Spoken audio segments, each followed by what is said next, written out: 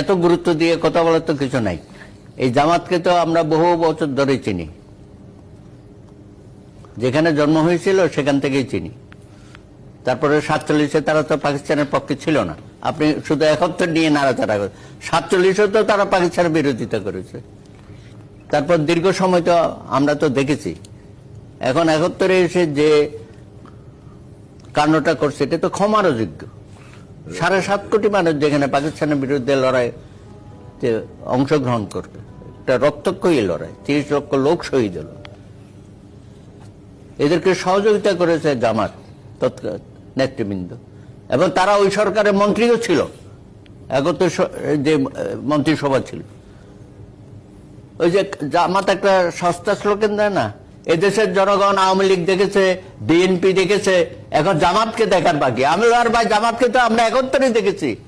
আপনারা নতুন করে এইসব কথা আমাদের শিখাইন না। এখন আমরা যারা বেঁচে আছি আমরা তো জানি। সুতরাং 71-এ আপনাদেরকে আমরা দেখেছি, নতুন করে আর দেখার কিছু নাই।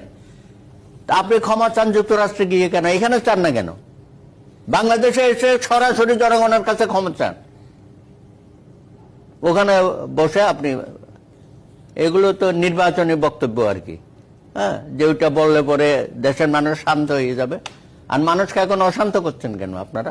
কতগুলো নন ইস্যুকে ইস্যু করে মাঠ গরম করছেন।